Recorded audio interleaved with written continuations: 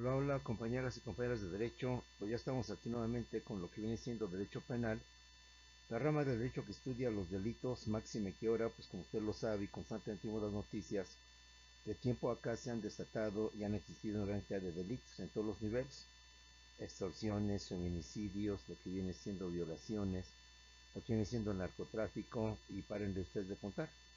De esta manera hay una rama del derecho, como ya lo sabemos usted y yo, que regula justamente estas conductas ilícitas, ilegales o indebidas, que afectan y que perjudican obviamente a la víctima, al ofendido, pero que la sociedad en general también es agredida, porque obviamente esos delitos pues implican no solamente a unos cuantos, sino que implican a toda la sociedad, máxime cuando ahora se han dado las circunstancias de que se enfrentan grupos delictivos entre ellos, y esto puede provocar en consecuencia que varias personas, como decimos sin temerla ni de verla, puedan resultar también afectados con esto. Los encuentros que también se dan entre lo que vienen siendo las diversas autoridades policíacas, grupos delictivos, en donde también pues, la sociedad queda en medio, el determinado puede quedar afectada por siendo este tipo de situaciones.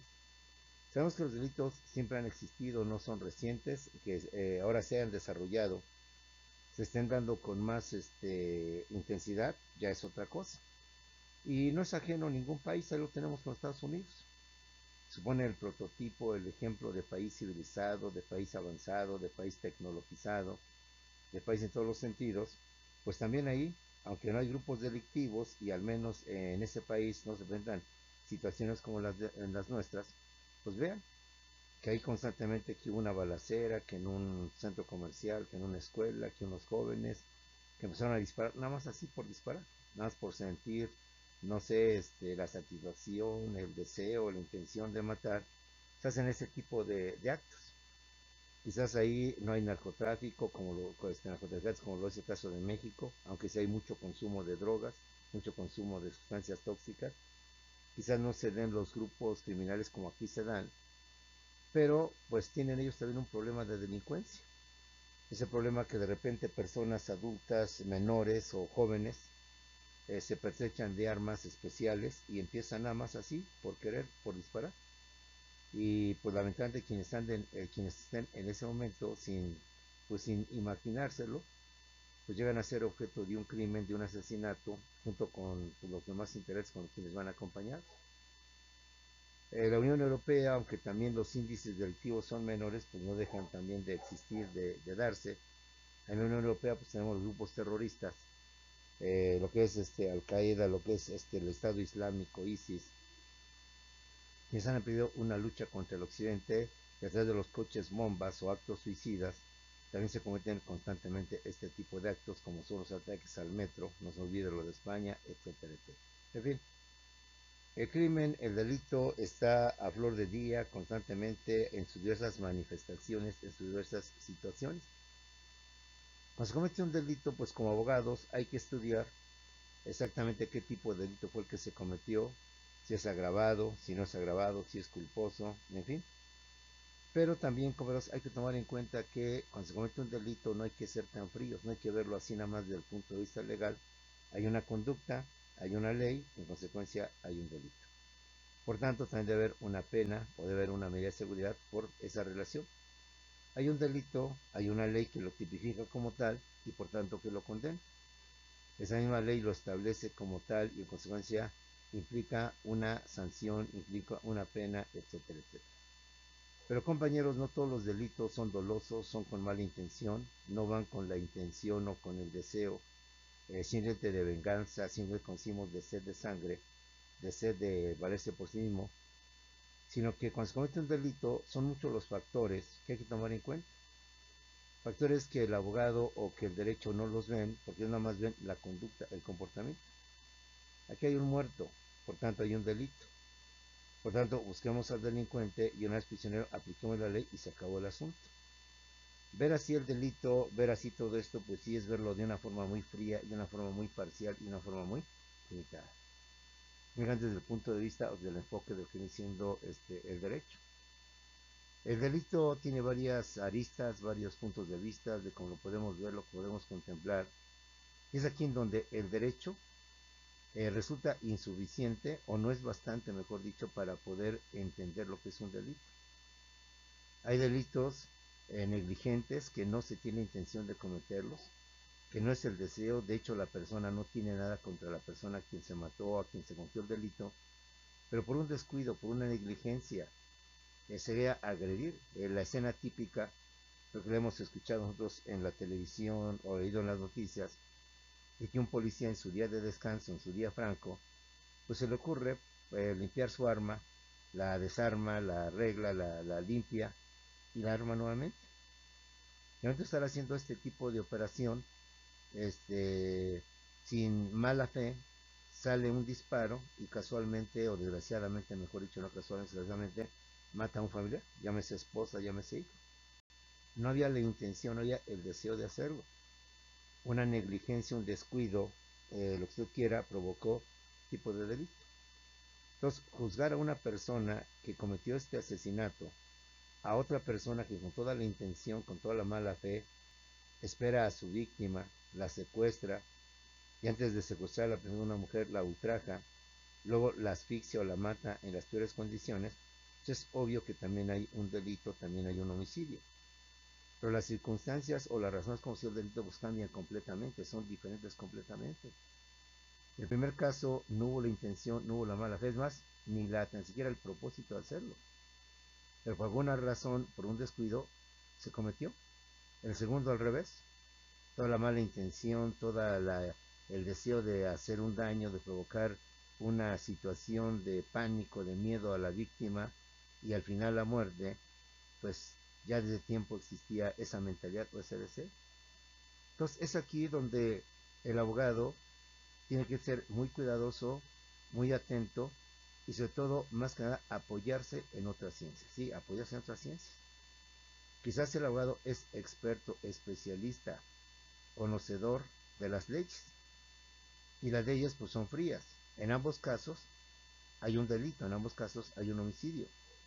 Por lógica, en ambos casos, vamos a pensar que la ley dijera que el homicidio así tabla rasa fueran 20 años de cárcel, entonces ya, pues 20 años de cárcel los dos, tanto el policía que por su descuido y al limpiar su arma mató a un familiar, como aquella otra persona que con toda la mala intención, la mala fe, lo planeó, lo organizó, lo ejecutó y lo cometió.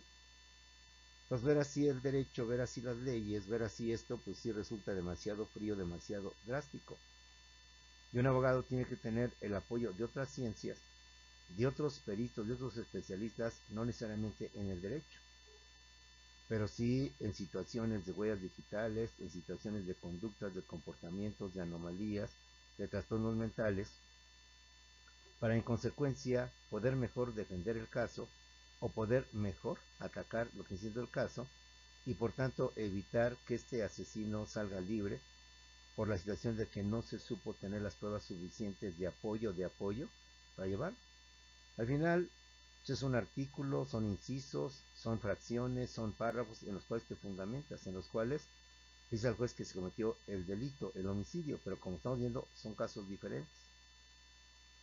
Entonces, habría que descubrir, desentrañar, qué fue lo que motivó esos dos delitos.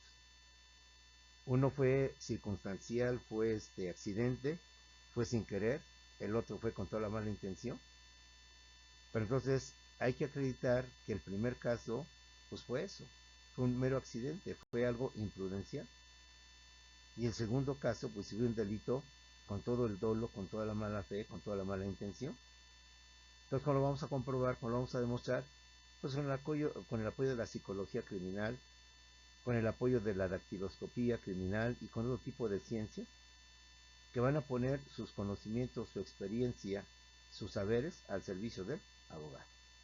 Allí de las instituciones para en consecuencia poder demostrar la culpabilidad o demostrar la no culpabilidad de las personas.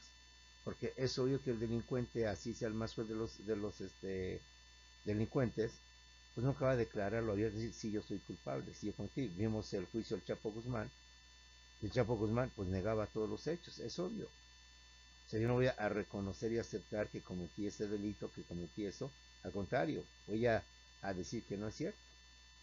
Entonces aquí los abogados, independientemente de su conocimiento, de su amplia experiencia en el manejo de las leyes y de los artículos, bien sea para fundamentar la culpabilidad o para fundamentar la inocencia, pues tienen que aportar algo más. Tienen que aportar pruebas que demuestren que realmente no hubo la intención. Tienen que aportar pruebas que realmente sí hubo la intención. Hubo un antecedente, hubo una llamada, hubo una visita antes del asesinato, hubo una X situaciones. Entonces, ¿quién nos va a apoyar en eso? Pues otras ciencias que van a poner al servicio de las leyes, al servicio de las instituciones y al servicio del abogado, y por qué no de la víctima y del presunto responsable, su conocimiento, sus técnicas, sus métodos, bien sea para demostrar la culpabilidad o para demostrar la inocencia de todos los que están implicados ahí, de todos los que se encuentran dentro de lo que viene siendo un proceso, un juicio penal. Es por ello que dentro del derecho penal o dentro del aspecto penal punitivo, el derecho a la facultad que tiene el Estado jus punendi para castigar, además del derecho, además del experto en leyes, se requiere el experto en otro tipo de técnicas, otro tipo de métodos para poder complementarse y poderse apoyar. El tema que vamos a ver el día de hoy es el derecho penal y las ciencias penales, y después vamos a ver las ciencias forenses o las ciencias auxiliares que van en apoyo, en auxilio de lo que viene siendo el derecho penal y en consecuencia del abogado, para que en base a los dictámenes, en base a las pruebas que ellos puedan aportar, quede fehacientemente demostrado, insisto, bien sea la culpabilidad o bien sea la inocencia o la presunta verdad o la presunta inocencia de las partes. Y de esta manera, pues tener elementos, independientemente del conocimiento de las leyes, de otros conocimientos que nos puedan ayudar en ese sentido. Hemos escuchado muchas veces que el abogado pues necesita los servicios de un psiquiatra, de un psicólogo, dependiendo el nivel de grado de problema mental que tenga la persona. Un psicólogo puede ser fundamental para que a través de su dictamen nos pueda apoyar, insisto, en la inocencia o la culpabilidad. Pero a veces es tan grave el trastorno mental que tiene la persona que entonces ya no lo atiende un psicólogo, sino es un psiquiatra. ¿Por qué? Porque el psicólogo al final es un licenciado, no es un doctor, que estudia la conducta del ser humano, pero en su aspecto de comportamientos, en su aspecto de fobias, de filias, de traumas, de complejos, que llegan a salir, o como llaman los fantasmas, que provocan en la persona ciertas conductas anómalas, que llevan a la depresión, que llevan a la esquizofrenia, que llevan a un montón de situaciones. Y que el psicólogo como experto en esto, pues tiene técnicas, tiene dinámicas a través de estas ejercicios, actividades, distracciones, distractores, para que las personas puedan olvidar o puedan sanarse mentalmente, psicológicamente, de esas enfermedades, de esos trastornos mentales que les aquejan o que llevan consigo. Pero él, nada más, como licenciado, pues nos orienta, nos dice, y a través de sus famosos test o pruebas, pues nos descubre que la persona tiene un complejo, tiene un trauma, y que por eso actuó o tiene ese tipo de situaciones. Pero a veces los trastornos mentales van más allá de la conducta, es decir, tienen que ver con las hormonas, con el comportamiento hormonal, con los cambios hormonales que se ven dentro de nuestro cuerpo. Y que por tanto es algo que podríamos llamarle médicamente pues ajeno al ser humano, imposible de dominar. Cuando tenemos un dolor de muelas, que es un dolor del cuerpo ajeno a nuestra intención de que pase, pues difícilmente lo soportamos, lo aguantamos, ¿sí? Cuando tenemos otros dolores que son del cuerpo, pues difícilmente lo soportamos, aguantamos. Entonces es ahí en donde entonces entra un médico especializado en trastorno mental llamado psiquiatra, que apoya al abogado, que apoya al psicólogo para poder atender a este tipo de personas y poder dictaminar realmente qué es lo que tiene la persona y saber si lo hizo en uso de la razón o bien en ese momento estaba en una especie de trastorno que no le pidió percibir las consecuencias, cosas por el estilo. En fin, como puedes ver, el delito, los delitos, la defensa o lo que tú quieras, está implicado de otras ciencias para poder esclarecer, para poder demostrar, insisto, bien sea la inocencia o la presunta inocencia o la presunta culpabilidad de del responsable y cosas por el estilo. Derecho penal, por tanto, ya tiene a un experto, a un especialista, a un conocedor de las leyes. Sabe qué artículos aplicar, sabe en qué leyes fundamentarse, en qué incisos, fracciones lo va a hacer.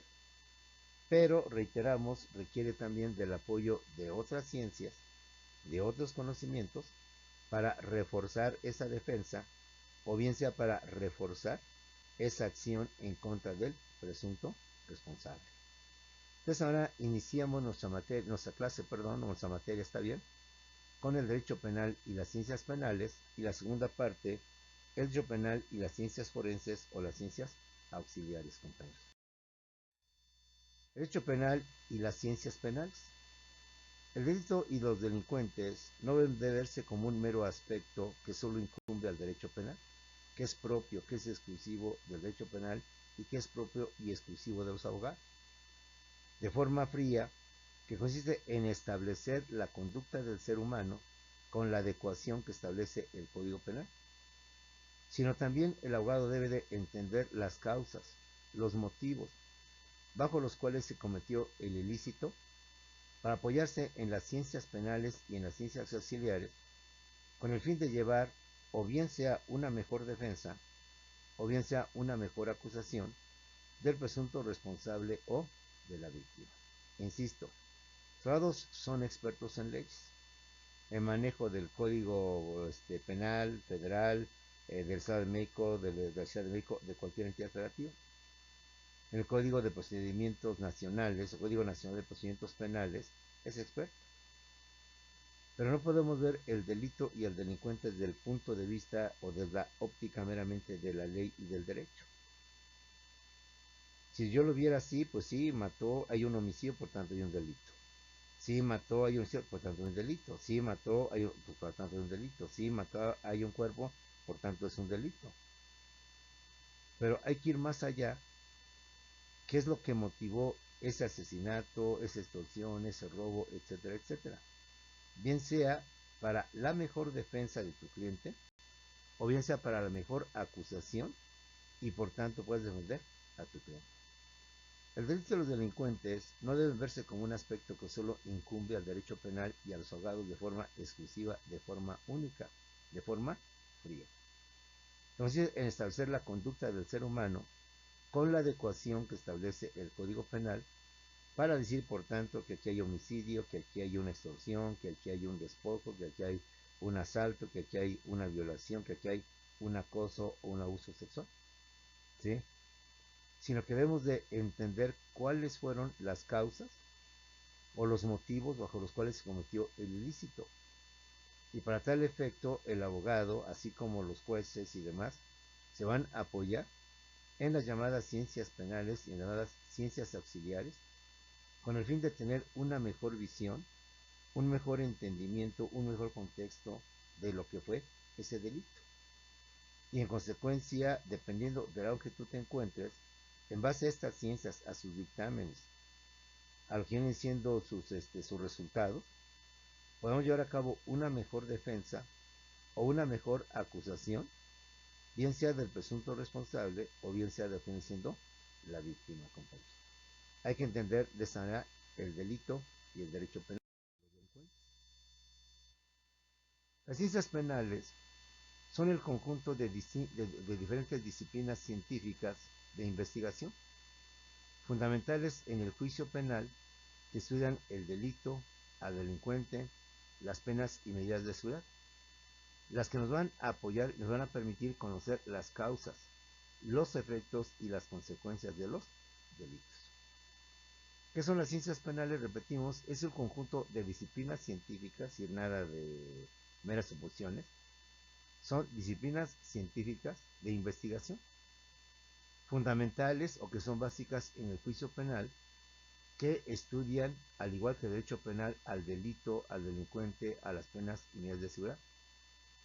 Pero lo estudia no tanto desde el punto de vista legal de adecuar la conducta a la ley que establece ese delito, sino que más bien estudian al delito y al delincuente para poder conocer, para poder determinar las causas, los motivos criaron a las personas a cometer ese ilícito y no ver el delito delincuente como algo frío donde todos actúan igual, todos hacen lo mismo, todos se comportan igual. No, son muchas las agravantes, muchas las excluyentes que en su momento oportuno, que hacen que entonces haya una diferencia entre un homicidio con otro homicidio, entre un feminicidio con otro tipo de feminicidio, que en base a sus investigaciones, a sus estudios o a sus dictámenes, nos permiten conocer no solamente las causas, sino también conocer los efectos y las consecuencias que trae consigo dichos delitos, no solamente en cuanto a la víctima o en cuanto al ofendido,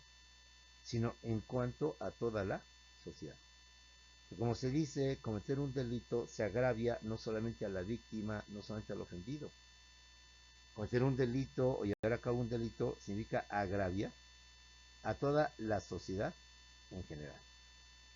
¿Cuáles son, por tanto, estas ciencias penales que apoyan, que son complemento al abogado, a las leyes, a las autoridades, para poder tener una mejor visión de por qué se cometió ese delito y tratar de ser lo más justo posible? Porque reitero, aunque hay miles de homicidios, no todos los homicidios podemos clasificarlos iguales. Es obvio que hay razones diferentes por las cuales se cometió el homicidio. Es obvio que hay situaciones que van a variar porque uno se auto, insisto, pues se cometió un homicidio, pero por negligencia. No había la intención de hacerlo, un descuido, un accidente provocó ese homicidio, provocó esa situación, esa privación de la vida. Pero hay otro homicidio en donde no fue tanto la negligencia, no fue tanto el descuido de la persona, del presunto responsable, sino que fue la premeditación, con todo el tiempo posible, analizó a la víctima, vio tiempos, analizó actividades para poder emprender lo que viene siendo su ilícito, su delito. De esta manera, las ciencias penales principalmente son la criminología, o también llamada la psicología criminal. Además de la criminología o psicología criminal está la antropología criminal, que para algunos viene siendo más que la biología criminal, es decir, la aplicación de la biología, los conceptos de la biología del ser humano en su evolución, para poder entender el crimen o los delitos que cometieron ese tipo de personas.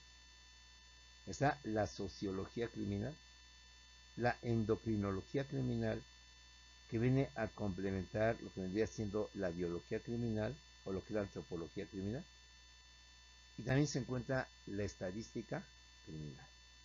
Entonces, ellas son importantes, son necesarias, que las vamos a visualizar y que, reitero, en un momento determinado van a ayudarte a ti como futuro abogado para, independientemente del artículo, de la fracción, del inciso, del párrafo, por cual trata de demostrar la inocencia o la culpabilidad de las personas inmiscuidas o relacionadas con el delito, se requiere que este tipo de ciencias, con sus saberes, con sus métodos científicos, sus investigaciones, con sus resultados, nos puedan complementar la información y en consecuencia tener pruebas, evidencias de la mala fe, de la mala acción que cometió la persona, o bien pues de la negligencia que cometió por un error, por una falla, que sí, de terribles consecuencias. Pero al final de cuentas, y sin algo decir que es inocente, y sin algo decir que no tuvo la culpa, pues entender las razones por los cuales, sin quererlo, por mero accidente, sin el propósito, sin la intención, pues se cometió. Entonces ahora el Ministerio Público, el juez y demás partes tendrán que saber actuar con altura, serán a saber actuar con responsabilidad, serán por tanto saber en qué momento se solicita y se aplica la pena mayor, en qué momento se solicita y se aplica una pena menor, porque reitero, las causas que orillaron que han provocado ese delito, pues no las podemos enganchar y decir que todas son así. Todos los que cometen un homicidio tienen esas características, además características se distinguen por esto y por esto. Que sea toda persona que mantenga un tipo de conducta, aunque no haya cometido un delito, ya lo estamos presuponiendo, estamos dando que es un presunto delincuente a futuro o un delincuente en potencia que se va a dar en un momento determinado. Vamos a analizar cada una de estas materias, cada una de estas disciplinas, cada una de estas ciencias, para entender en consecuencia lo que viene siendo justamente el apoyo de las ciencias penales al derecho penal, a las leyes y obviamente a los abogados. Empecemos por la criminología criminal, que algunos autores también le llaman, que viene siendo la psicología criminal. Si bien sea la criminología criminal o la psicología criminal, es el estudio del crimen o delito. Es la ciencia que estudia el fenómeno criminal con el objetivo de entender las causas y las formas en que se tiene lugar. Recordemos que la psicología como tal, como ciencia, estudia el comportamiento, la conducta de los seres humanos. Que la psicología trata de explicar por qué los unos y otros somos introvertidos, somos extrovertidos, somos apartados, somos muy sociales o somos antisociales. ¿Qué es lo que hace que las personas humanas conductualmente en su comportamiento, en su conducta sean diferentes? Unos de una manera, otros de otra manera. Y es entonces lo que en esencia estudia la psicología. Pero la psicología criminal, o también llamada criminología, es la ciencia que estudia el fenómeno criminal, con el objetivo de entender las causas y las formas en que se tiene, o en que tiene lugar, en que se lleva a cabo. Hay una conducta indebida, hay una conducta antisocial, hay una conducta ilegal. Entonces, el criminólogo trata de estudiar esa conducta y por qué esa conducta. Cuáles son las fobias, las filias, los traumas, los complejos que desde niño viene arrastrando. Y que hoy adulto, por X circunstancia, sale el recuerdo o sale esto, y entonces actúa muchas veces irracionalmente y tarda en reaccionar y darse cuenta de lo que cometió, de lo que hizo, al privar de la vida a varias personas. Entonces, en la criminología criminal o psicología criminal estudia el crimen o delito, perdón, es la ciencia que estudia el crimen o el delito, que estudia el fenómeno criminal con el objeto de defender las causas, perdón, de entender las causas y las formas en las que tiene lugar. De igual manera, la, la psicología criminal, compañeros, o los criminólogos, mejor dicho, permítanme tantito, estudian las conductas delictivas, ya dijimos los tipos de delincuentes. Los criminólogos pueden prevenir un delito, así es. La criminología puede prevenir los delitos, disminuir la criminalidad y estudiar al delincuente. Sabemos que el psicólogo, compañeros, con sus estudios y su conocimiento, a veces, a través de nuestras formas de actuar, nuestro rostro, a través de nuestra firma, a través de nuestra vestimenta, descubre muchas cosas de nosotros. Quienes alguna vez hemos estado sometidos por alguien, pues se queda sorprendido. Como maestro te diré, yo he quedado en psicología, de repente ellos a través de la firma, a través de la forma en cómo firmas, te dan algunos datos de tu personal y quedas sorprendido. Yo realmente una persona muy escéptica en cuanto a la psicología. Tampoco estoy diciendo que es una superciencia, pero que tiene su respeto y tiene sus métodos. Me dijeron, haga su firma en el pizarrón. Hice mi firma, la dieron en 4 partes, la pusieron en 4 puntos cardinales, empezaron a analizar cuadro por cuadro. Este símbolo es esto, símbolo esto. Y pues sí, te quiero decir que creo que todo lo que me dijeron en un 90%, 95% aceptaron. Y yo quedé pasmado, sorprendido. De igual manera, cuando se hacen algunos test psicológicos, algunos dibujos, dicen que ahí reflejamos nuestra personalidad. Ahí mencionamos nuestra personalidad. De ejemplo, hay un test en donde te ponen a hacer un dibujo de un ser humano, hombre o mujer. Tú lo dibujas, luego te dicen, ahora en la parte de atrás, cuente la historia de este dibujo que usted hizo. ¿Quién es? O sea, este es Pablito, este es Don Jaime, este es el licenciado fulano, quien bla, bla, bla, y haz cuenta de la historia. Luego te dicen, ahora en esta otra hoja haga el dibujo, pero ahora del sexo opuesto. O sea, aquí hizo una mujer, acá haga un hombre. O sea, aquí hizo un hombre, ahora acá haga una mujer, y lo mismo, hagan la historia. Según algunos de ellos, interpretaciones, es que cuando tú haces estas historias, inconscientemente, tú mismo te estás describiendo. Inconscientemente tú estás diciendo cuáles son tus anhelos, tus metas reprimidas, escondidas, lo que quieras hacer. Ejemplo, ¿no? Pones un jugador, dices, este tipo Messi, campeón goleador, que ha ganado varios trofeos, ha llevado a su equipo a ganar también grandes campeonatos, ha sido campeón goleador, y hablas maravillas de él. Y dices que es una persona inteligente, que es muy asediado por las mujeres, etcétera, etcétera. O bien que es una persona, a pesar de la fama, dinero y prestigio, muy dado a su familia, a sus hijos. Entonces, cuando tú haces eso, estás expresando inconscientemente quién eres tú. Estás inconscientemente detrás de este personaje, tus metas que a lo mejor tienes frustradas o que quieres llegar a alcanzar o que te gustaría ser ese tipo de persona. En fin, compañeros, la psicología criminal pues tiene sus técnicas, tiene sus estudios, tiene sus test, a través de los cuales va determinando y va estableciendo características que un entrenado puede tipificar o puedes hacer diferentes tipos de delitos. Las diferentes características que distinguen a un feminicida, a un homicida, asesino o a un extorsionador. De hecho, muchas veces viendo la fotografía de la persona es que tiene los ojos así, las cejas así, esto indica que la persona es agresiva, que el rostro refleja que su nariz ovalada, chata o recta representa tal y tales cosas. Ahí te recomiendo psicología, pues es una ciencia que como todas las ciencias hay que respetar, hay que conocer a profundidad para poder dar un juicio de valor de si son buenas o son malas. Eso es en cuanto a la psicología criminal.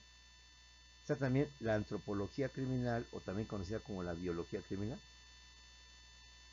La antropología criminal es el estudio de los fenómenos antisociales desde una perspectiva biológica. Sabemos que los seres humanos, usted y yo, compañeros, somos antes que nada seres vivos, seres biológicos. Seres como todos los seres vivos que tenemos células, tejidos, órganos, aparatos y sistemas. Tenemos una máquina funcionando al 100% en sistema nervioso, en aparato digestivo, en sistema óseo y demás situaciones. Que el cuerpo humano es una maravilla y que tenemos un sistema nervioso conformado por el cerebro, el cerebelo, la espina dorsal, las hormonas y una gran cantidad de cosas que aún no están descubiertas al 100%. Toda la antropología criminal estudia los fenómenos antisociales, obviamente el crimen, el delito, pero desde el punto de vista biológico. Del punto de vista de que usted y yo somos seres biológicos, seres humanos. Seres que tenemos neuronas, que tenemos aparatos, que tenemos sistemas, que tenemos órganos y que secretan o llevan a cabo cierta función y que a veces al no secretar o realizar su función provocan pues, daños. Ahí tenemos las personas que tienen diabetes, que su hígado ya no les funciona y en consecuencia la insulina les permite para que ellos puedan tener una normalidad. Entonces, si esto físicamente ha sido demostrado, entonces psicológicamente imagínate que también por ahí van los psicólogos, o por ahí van también, mejor dicho, los antropólogos, porque así como influye físicamente en nuestro organismo, en nuestra conducta, es obvio que también nuestro organismo influye en nuestro comportamiento. Un ejemplo, y lo digo con mucho respeto, todo que aquí nuestro grupo hay damas. Cuando la mujer entra al periodo de menstruación, por lo poquito o mucho que conocemos, muchas a la mujer la menstruación le causa irritabilidad, le causa molestia, se pone de malas, cambia su carácter, le trae dolores fuertes físicamente hablando. Entonces, de cómo una situación de estas trastorna a la persona, a la mujer. Que los embarazos también en las mujeres a veces traen de consecuencias graves. No se pueden sentar, parar, acostarse. Sí, no hay una postura que permita descansar de los dolores tan fuertes que tienen ya cuando están a punto del parto. Entonces, como puedes ver con estos ejemplos tal vez muy abruptos, pero muy explícitos, nos hacen ver cómo el cuerpo humano, que es una maravilla, que está todavía por conocerse mucho, altera la conducta del ser humano.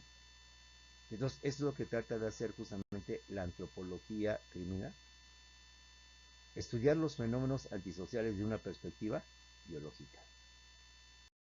De igual manera, la antropología criminal estudia la personalidad, el comportamiento y las organizaciones criminales a partir de los rasgos morfológicos, anatómicos, físicos o corporales y los rasgos psicológicos o mentales o psíquicos de las personas o de los grupos sociales o humanos. Si entender al ser humano es entenderlo a través de su cuerpo, a través de su funcionamiento. Y su funcionamiento del cuerpo humano provoca trastornos, provoca cambios, provoca alteraciones. Ya te lo dije con todo respeto, lo que representa la menstruación para las mujeres, lo que representa y significa el parto hacia las mujeres. Se hacen irritables no por su gusto, sino por eso. Ahora los viejitos, en el caso de las mujeres, la menopausia, en el caso de los hombres, la andropausia. Y también viene una serie de cambios físicos, morfológicos, de cambios de todo tipo conductuales, que pueden traer varias cosas, ¿no? Que luego las personas están normal y de repente se ponen de malas. Bueno, uno dice, pues está loca, no es bipolar. No, algo tiene en su cuerpo o algo lleva en su cuerpo que la hace reaccionar de esa manera. Y eso justamente es lo que nos trata de explicar o nos trata de decir la antropología criminal, y que en un momento determinado pues podemos utilizar sus estudios, sus dictámenes, vuelvo a repetir, pues para fundamentar nuestra defensa o para fundamentar nuestra intención de culpabilidad hacia la parte como presunto responsable, presunto delincuente. Otra ciencia es la sociología criminal. La sociología criminal estudia el delito en cuanto al fenómeno social o desde el punto de vista de la sociedad, así como el de los factores sociológicos que intervienen en su producción. Esto quiere decir, sabemos que la sociedad, el medio ambiente en el cual nos desarrollamos, en el cual nacemos, en el cual somos, puede influir mucho sobre nuestras conductas, nuestro comportamiento. No solamente son las hormonas, no solamente es los cambios físicos que tenemos, sino también el medio ambiente, el lugar donde nos encontramos, el lugar donde vivimos, compañeros. Y hay una serie de factores que pueden influir en la persona para que la persona de una manera u otra pueda convertirse en un potencial delincuente, sin ofender, compañeros. ¿Sí? Es obvio que no es lo mismo haber nacido en Tepito, y no estoy ofendiendo, no estoy diciendo que ahí hay puro delincuente, puro malandro, no, pero se distingue esa zona por ese lugar donde se desarrolla mucho todo esto. A vivir en zonas de lujo donde también puede haber delincuentes de cuello blanco, pero que ya el ambiente desde pequeño ya te hace encaminar tus pasos hacia un lugar. En Tepito, o eres canijo, o como dicen, te van a traer como tu puerquito. O te haces de carácter muy canijo y no le sacas a cualquier cosa, o al rato te andan agarrando todos, como hoy se dice, están haciendo bullying. Entonces, como puedes ver, la sociedad influye mucho sobre las personas. Si nos metemos al aspecto geográfico, yendo un poquito más de la sociedad, pues también el lugar donde nos encontramos influye. No es lo mismo vivir en lugares de clima caluroso o tropical a vivir en lugares de clima templado o frío. Influyen también mucho sobre esto. Entonces, la sociología criminal nos trata de explicar esta relación entre el medio ambiente y lo que viene siendo el delincuente. Complementan este tipo de ciencia lo que es la endocrinología criminal. La endocrinología criminal intenta descubrir el origen de la delincuencia en el funcionamiento de las glándulas de secreción interna. Trata de demostrar la influencia de las hormonas en el origen o etiología y aparición del delito. Sabemos que las hormonas, las glándulas como son la hipófisis, tienen mucho que ver en nuestra conducta, en nuestra forma de ser. Sabemos que ahí se encuentran mucha explicación de las conductas que tenemos dentro de la sociedad y que aún hay mucho por descubrir. Sabemos que los seres humanos por naturaleza pues odiamos, y que el odio nos puede llevar a la venganza, y la venganza nos puede llevar a matar, a acabar con las personas. Entonces, estas glándulas secretan hormonas, secretan sustancias, secretan cosas que consciente e inconscientemente nos alteran, nos afectan. Vuelvo con lo mismo, luego otra vez con mucho respeto. La menstruación de la mujer, que es lo que viene siendo sus óvulos, demás situaciones, pues ve cómo la trastornan, cómo la cambian, no estoy terminado, mal de humor, no me hables, etcétera, huye a casa, te estás, etcétera, ¿no? Pero no entendemos por qué están así. Igual con los de las gentes ya adultas con periodo de andropausia y menopausia, hombres y mujeres. Entonces todavía el cerebro humano, las neuronas son una fuente de desconocimiento ante lo que viene siendo la conducta del ser humano. Entonces la endocrinología que estudia estas partes, el sistema nervioso central, el cerebelo, las neuronas, etcétera, es parte fundamental. Sabemos ahora usted y yo que el tiner, que el aguarrás, o mejor dicho, las sustancias tóxicas, afectan al cerebro. Que aquellas personas jóvenes que como droga se avientan el famoso el tiner, pues esto les quema neuronas y las neuronas, por tanto, son millones que las matas y que por tanto rigen la conducta del ser humano. Y cuando una persona es adicta al tiner y usa como principal fuente de adicción el tiner, pues al rato se queda sin neuronas y pierde toda noción, toda lógica, quedan como locos, quedan como tarados, dicho con respeto, como, y perdón sigo diciendo, pero con respeto, imbéciles, idiotas, que no captan, que no entienden lo que es su alrededor. Entonces, esto es lo que más o menos nos trata de explicar la famosa endocrinología. La glándula de secreción interna es un conjunto de órganos y tejidos que segregan sustancias llamadas hormonas, que son liberadas al torrente sanguíneo y regulan algunas de las funciones del cuerpo como la hipófisis o pituitaria, glándula maestra. Y esto también lo debe conocer un abogado, también lo debe saber un abogado. Puede ser que a lo mejor los efectos de la andropausia en la mujer o de de la menopausia en la mujer y la andropausia en el hombre van a provocar trastornos, cambios conductuales.